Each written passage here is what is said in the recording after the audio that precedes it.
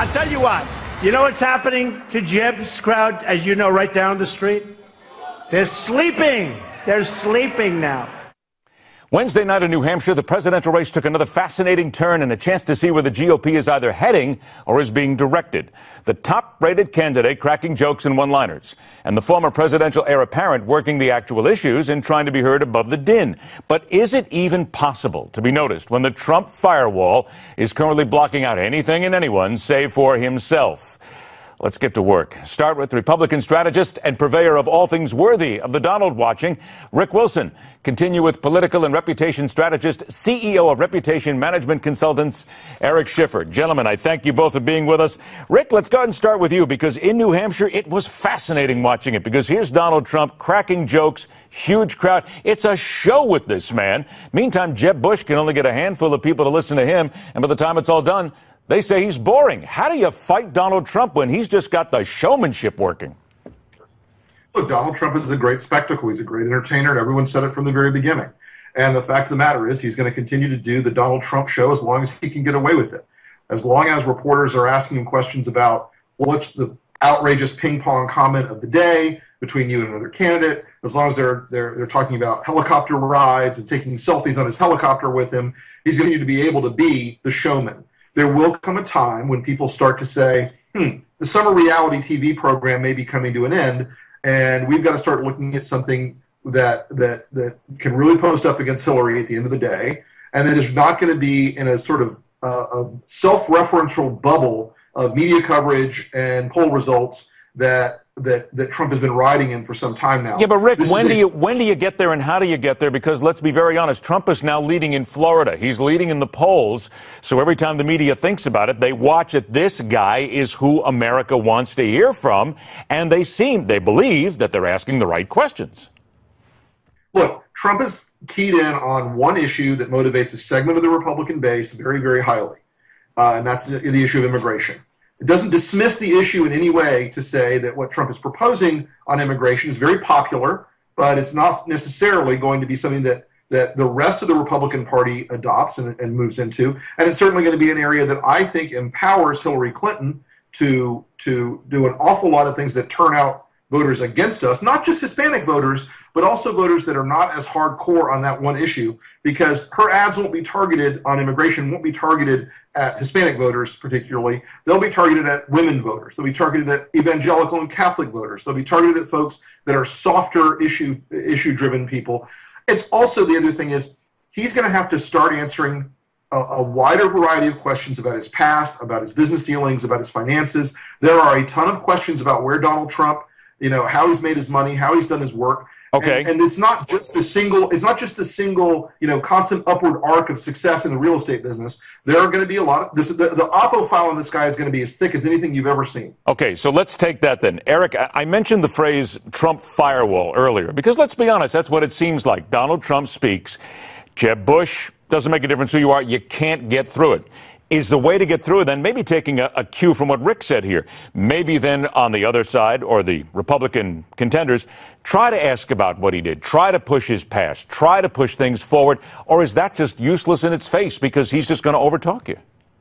I don't think that's going to work. I think that he has been looked at in many ways. There's been a lot of books that have researched him and uncovered him. The New York Times have done things. That doesn't seem to stick. This is a man who I think is able to transcend that in a rare way, like other individuals have been able to do. But I think the bigger issue to me is the immigration piece. People are tired of being able to have anyone come through our borders, without any kind of protection, any kind of checks. Today we saw Mexico is actually going to check Americans coming into Tijuana, but we can't even secure our own border. People are fed up. They've heard promises from a lot of people. Trump is actually talking about it. He's talking about it in an aggressive way. They like it. Now, whether that would ever get approved through Congress, if he does become president. Well, but isn't that beside the point at this point, whether or not it gets approved? Because I think you hit on something here.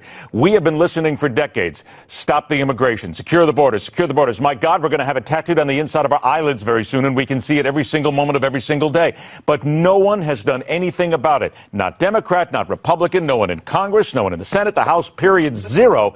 So at this point, all you have to do if you're Trump is just keep shoving that through because Americans want to hear something, anything. But do you then, if you're one of his opponents, pick up on that and actually come up with some real substantive ideas, not just like building a wall and kicking everybody out, but things that may work and still speak to the same base? Don't you have to tailor it? Well, I think tailoring is not a bad thing. I think tailoring is not a bad thing. But there needs to be indignation. There needs to be anger. There needs to be frustration. And many of the other candidates, in fact, all the other candidates, the way I view it, have a measured, almost non-emotional sense to this problem. And I don't think the voters believe that it's as big of an issue to them where they're willing to bet the farm on it. Trump's betting the farm. It's getting him followers, and he's willing to do it in an aggressive way. That's not to say others wouldn't have better ideas or nuanced ideas, but Trump is leading.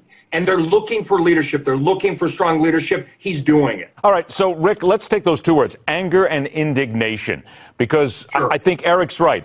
Rick, let's be honest here. We don't see that passion from Jeb Bush. We don't see it from others. Marco Rubio is very quiet. So is everybody. So in your opinion, do they just need to stay the course, or do they need to step up there, get angry, get a little red-faced, and be something that the electorate can look at and say, hey, look, there's somebody out there actually trying and not trying to shovel the same old stuff down our throats every day?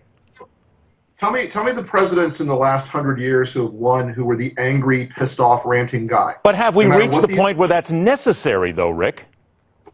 Listen, we're going to be at a point next year where the political climate will look a lot different than it does now, where the issues will have percolated through for a while. We do live in a short attention span society in a lot of ways. This is a real issue. I'm not in any way dismissing immigration as a real problem or saying that any side has done a great job on it. Look, if you look at Senator Cruz's proposals on immigration, they've been out there for months. They're 99% of what Donald Trump proposed, except for the birthright stuff and the mass deportation. Well, but I think you'd say it fair to say, though, Rick, ask 100 people if they could tell you what Senator Cruz's plans are, and they would say, oh, I'm sorry, I don't know. Oh, wait a minute, I can tell you what Donald Trump's plans are. Well, celebrity has a very interesting characteristic to it, and that is that it erases, we're looking at, and Eric's right, this is a visceral, emotional discourse right now versus a more considered discourse in the future. And again, it taps one issue that taps a fraction of the Republican base, 20 to 25% right now are saying that this is the only thing they care about. He's the only guy that they believe in that will do it. And so you're going to see that rest for a while. Now, you divide out the other outsider candidates who are not traditional politicians, Carson, Fiorina, etc. Okay, so, Eric, I got to come to you then real quick for about 30 seconds here then.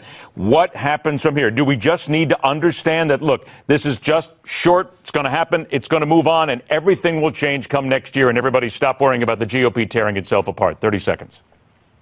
I don't think that it's going to change dramatically. I think that Trump is well positioned now to win.